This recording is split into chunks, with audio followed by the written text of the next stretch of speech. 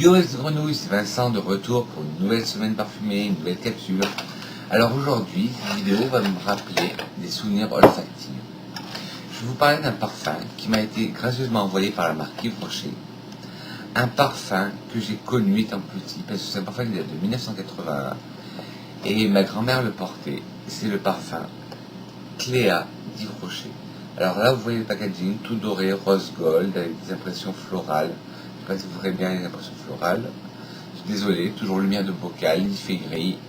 Alors j'ai dû mettre de la lumière artificielle. Et le flacon, avec toujours ce motif de fleurs gravées dessus, en relief.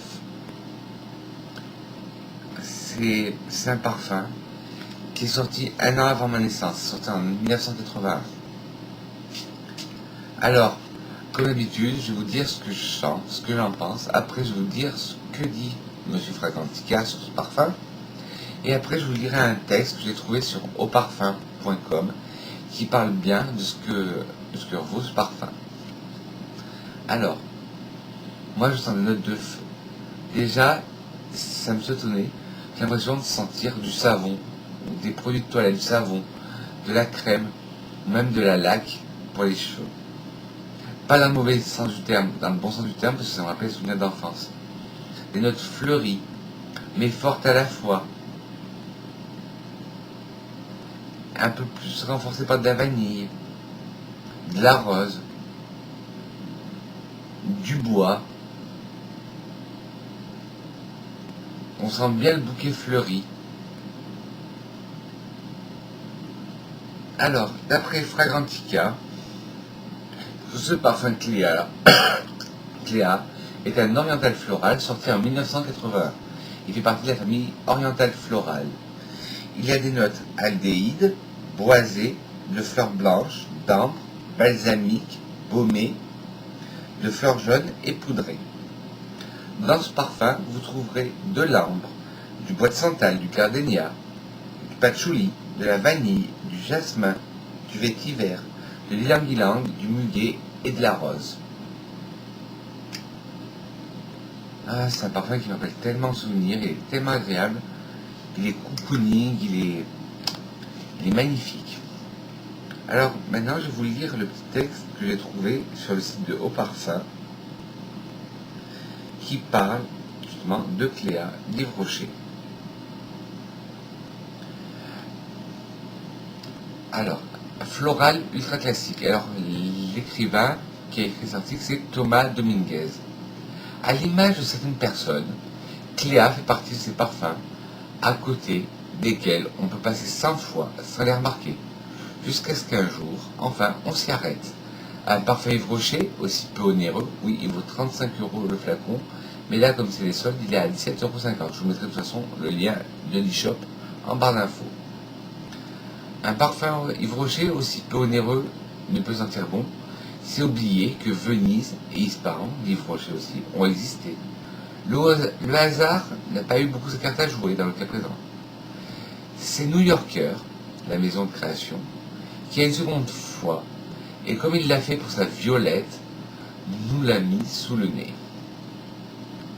L'envol d'aldéhyde est soyeux, évoque Chanel numéro 5, plutôt dans sa version haut de parfum, tant le corps de Cléa est généreux, rebondi, de ses formes balsamiques, plus replètes.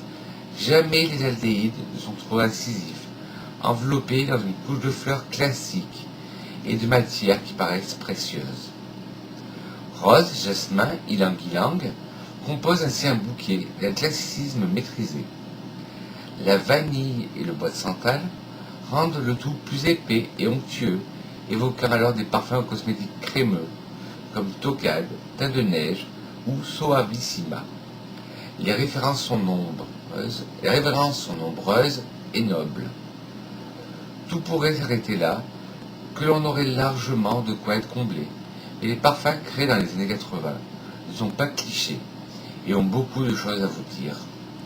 Ainsi, dans un retour sur soi étonnant, parce qu'il tient très bien et sur soi il dégage une odeur magnifique, Cléa évolue encore pour interpréter une partition jouée dans un parfait équilibre entre crème et savon. Dans ce dernier tour de balle, C'est le bouquet floral somptueux entre ambré et crémeux, qui aurait des faux airs de chamade de Guerlain, qui semble s'éveiller sous le nez avant que la rose ne disparaisse dans un nuage de musc plus contemporain et habituel. Probablement est-ce là la meilleure surprise depuis longtemps, dans une parfumerie qui vaut souvent pas ce qu'elle coûte, valant bien moins. Trouver un parfum qui vaut bien plus que son prix, qui semble dérisoire en comparaison de la beauté de sa composition, est une agréable surprise. Voilà les petites grenouilles, j'espère que cette vidéo n'a pas été trop brouillon, qu'elle vous a plu. Pour finir, comme d'habitude, une citation sur les parfums de Jean-Paul Gaultier qui dit « Le flacon doit dépasser le stade du récipient pour se placer un objet d'art. On le regarde, on le prend, on le touche, on l'emporte. » Alors sur ce, mes petites grenouilles, cette vidéo est finie. Si vous avez aimé, n'hésitez pas, les 10 pouces en l'air. Si vous n'avez pas aimé, les 10 pouces en bas à la critique constructive. À vous abonner si ce n'est pas déjà fait. Comme ça ne rapporte rien. Ça rapporte rien, mais vous serez prévenu de toutes mes nouvelles vidéos. Appuyez sur la cloche, non pas sur moi, mais la cloche de notification. Et sur ce, je vous dis que je vous aime mes grenouilles, et on se retrouve très vite pour une nouvelle capsule parfumée. Allez, je vous aime mes grenouilles.